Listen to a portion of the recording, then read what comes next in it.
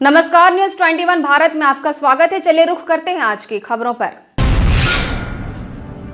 देश में corona virus की तीसरी लहर आ चुकी है और नए वेरिएंट ओमिक्रॉन के मामले भी लगातार तेजी से बढ़ रहे हैं। ऐसे में केंद्रीय स्वास्थ्य मंत्रालय ने कोविड-19 संक्रमित मरीजों के लिए नई गाइडलाइन जारी की है। केंद्रीय स्वास्थ्य एवं परिवार कल्याण मंत्रालय द्वारा जारी कोविड-19 मरीजों को लेकर नई गाइडलाइन के अनुसार हल्के लक्षण वाले मरीजों को घर पर रहने और मरीजों को ट्रिपल लेयर मास्क पहनने की सलाह दी गई है।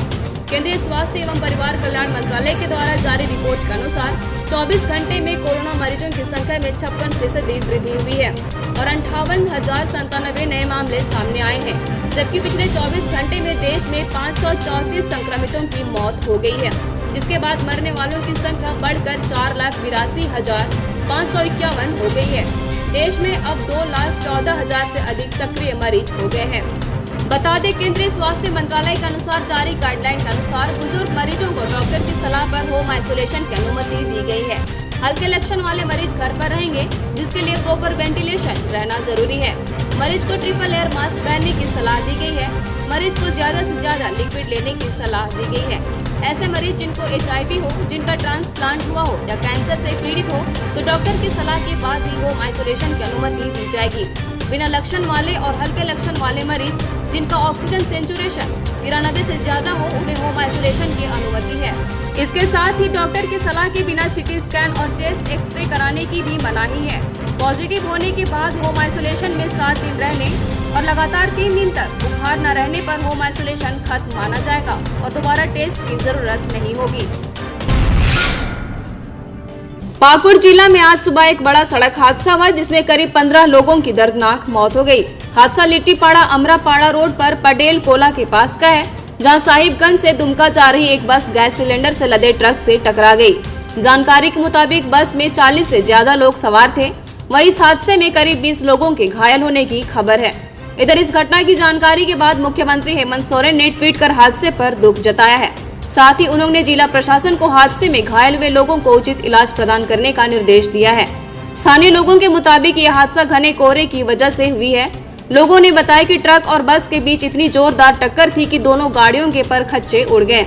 हादसे में कई लोग बस से बाहर आकर गिर पड़े, वहीं कई लोग बस के अंदर ही फंस कर रह गए। घटना की जानकारी के बाद मौके पर पहुंचकर DC और SP ने घटनास्थल का जायजा लिया। वहीं हादसे में घायल सभी लोगों को सदर अस्पताल में इलाज के लिए भर्ती कराया गया है। साथ ही गंभीर सभी लोगों को अन्य जगह रेफर किया गया है। अमरपाड़ा में आज सुबह 8:30 बजे एक बस और एक ट्रक के बीच में, जिसमें गैस लोड है, टक्कर हुआ है। इसमें टोटल अभी हम लोगों को 15 आदमी का डेड बॉडी हम लोग देखा है। अभी बस में कुछ और डेड बॉडी फंसा हुआ है। जब तक हम लोग काट के नहीं निकालेंगे तब तक हम लोग कितना नंबर नहीं बता पाएंगे। जितना आदमी इंजर्ड है वो सबको हम लोग यहाँ पे लिट्टीपाड़ा में हॉस्पिटल में एडमिट करते हुए, जो सीरियस है उसको हम लोग दुमका और देवघर रेफर किया है। झारखंड के 9वीं से ऊपर तक के बच्चों को अब सरकार फ्री में लैपटॉप मुहैया कराएगी। इसके लिए शिक्षा मंत्री जगन्नाथ महतो ने CM हेमंत सोरेन को प्रस्ताव दिया है। हालांकि अब तक मुख्यमंत्री की तरफ से इस पर कोई प्रतिक्रिया नहीं आई है, लेकिन शिक्षा मंत्री के प्रस्ताव को हरी झंडी मिलने के आसार हैं। शिक्षा मंत्री जगन्नाथ महतो ने अपने पत्र में कहा है कि पिछले 2 सालों से कोरोना के कारण बच्चों के पठन पाठन प्रभावित हो रहे हैं। खासकर ग्रामीण क्षेत्र के विद्यार्थियों के ऑनलाइन क्लासेस सही तरीके से नहीं चल रहे हैं। कहीं इंटरनेट की कमी तो कहीं मोबाइल फोन का ना होना एक सबसे बड़ी वजह है। इन विद्यार्थियों को लैपटॉप मिल जाने से इनकी परेशानियों का समाधान हो सकता है। उन्होंने कहा कि कोरोना संक्रमण की वजह से विद्यार्थियों पर काफी बुरा असर पड़ा है, जिससे इनका पठन क्रियाएं प्रभावित हुई है। ऐसे में कोरोना की तीसरी लहर के दौरान बच्चों को कोई परेशानी ना हो, इसे देखते हुए शिक्षा विभाग कई योजनाओं पर काम कर रहा है। इस दौरान CM से मुलाकात कर शिक्षा मंत्री जगन्नाथ महतो ने उन्हें नव वर्ष की शुभकामनाएं भी दी। सिमडेगा जिले में हुई मॉब लिंचिंग मामले का मुख्यमंत्री हेमंत सोरेन ने DC को जांच करने का आदेश दिया है। ये मामला कोलेबिरा के बेसरा जारा बाजार के पास का है, जहां उग्र ग्रामीणों ने पूर्व माओवादी संजू प्रधान की पहले तो पिटाई की, फिर उसके बाद उसे जिंदा आग के हवाले कर दिया। इधर मामले का स्वतः संज्ञान लेते हुए मुख्यमंत्री हेमंत सोरेन ने सिमडेगा जिला के DC को जाँच करके कानूनी कार्रवाई करने का निर्देश दिया है। जानकारी के मुताबिक इस पूरे कांड को करीब 250 ग्रामीणों ने अंजाम दिया। बताया जाता है कि मृतक पूर्व माओवादी संजू प्रधान छपरी डीपा का रहने वाला था। जो जेल से रिहाई के बाद लकड़ी का व्यवसाय करता था। इसके लकड़ी के व्यवसाय से ग्रामीण काफी नाराज थे। ग्रामीणों ने कई बार उसे जंगल की कटाई करने से मना किया, लेकिन संजू प्रधान ने ग्रामीणों की बातें नहीं सुनी और अपने काम में लगा रहा। इस पर उग्र ग्रामीणों ने बम्बल केरा पंचायत भवन में बैठक कर इस हत्याकांड को अंजाम दिया। वही घटना की जानकारी के बाद मौके पर पहुंची पुलिस ने घटनास्थल का जायजा लिया। राज्य में कोरोना वायरस लगातार लोगों को अपनी चपेट में लेता जा रहा है। राज्य भर में सबसे अधिक कोरोना के केस राजधानी रांची के ही है। इधर राजधानी के सीनियर एसपी सुरेंद्र कुमार झा के आवासीय कार्यालय में भी कोरोना का अचानक विस्फोट हुआ है। आवासीय कार्यालय में कार्यरत 35 से 40 पुलिसकर्मी कोरोना से संक्रमित पाए गए हैं। जानकारी के मुताबिक 2 दिन पहले कुछ पुलिसकर्मियों के कोरोना से संक्रमित होने के बाद कार्यालय के सभी 80 पुलिसकर्मियों की कोरोना जांच करवाई गई थी, जिनमें से 40 पुलिसकर्मी संक्रमित निकले हैं।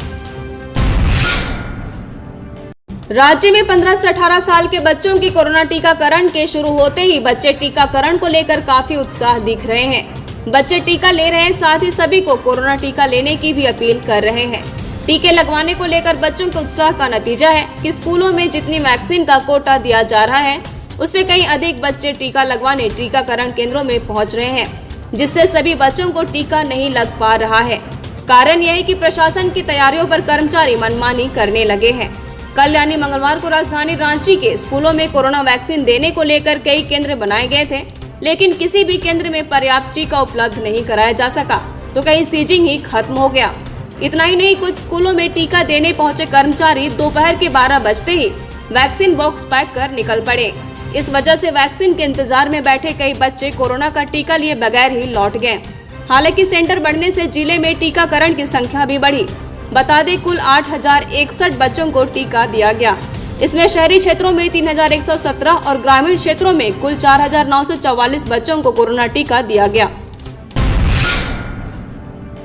एचईसी के कर्मियों को पिछले 8 महीनों से वेतन का भुगतान न होने को लेकर रांची महानगर युवा कांग्रेस कमेटी ने बीजेपी के राज्यसभा सांसद महेश पोद्दार के बयान के विरोध में उनका पुतला दहन किया। इस दौरान युवा कांग्रेस कमेटी ने बीजेपी के केंद्रीय मंत्रियों, सांसदों और विधायकों की चुप्पी के सवालों पर गंभीरता व्यक्त करते हुए उन्हें उनकी जिम्मेदारियों का एहसास दिलाया। विरोध प्रदर्शन में युवा कांग्रेस कमेटी ने कहा कि बीजेपी के राज्यसभा सांसद महेश पोद्दार के बयान से ऐसे प्रतीत होता है कि केंद्र सरकार खुलकर कॉरपोरेट घरानों को मदद करने के लिए ऐसा माहौल बना रही है, जो कि झारखंड के हित में नहीं है। मौके पर झारखंड प्रदेश कांग्रेस कमेटी के कार्यकारी अध्यक्ष शहजादा अनवर, रांची महानगर युवा कांग्रेस कमेटी के अध्यक्ष प्रिंस भट्ट, झारखंड प्रदेश कांग्रेस कमेटी के सहकारिता विभाग के अध्यक्ष बबलू शुक्ला, प्रदेश कांग्रेस प्रवक्ता सतीश पॉल मुंजनी समेत कई उपस्थित थे। बोकारो में राशन दुकान में 2 लोगों के शव मिलने से सनसनी फैल गई है। मामला चास के मुफस्सिल थाना क्षेत्र के बिजुलिया गांव का है। जानकारी के मुताबिक 2 युवक राशन दुकान में सो रहे थे। इसी बीच किसी ने दोनों की हत्या कर दी। मृतकों की पहचान अरुण मेहता और फटीक धीवर के रूप में की गई है। वही मामले की जानकारी के बाद मौके पर पहुंची पुलिस शव को कब्जे में लेकर जांच कर रही है। खबरों की नई अपडेट पाने के लिए आप देखते रहे न्यूज़ 21 भारत। अगर आपके पास भी कोई खबर हो जो आप हम तक पहुंचाना चाहते हैं तो 7295081412 नंबर पर भेज सकते हैं। नमस्कार।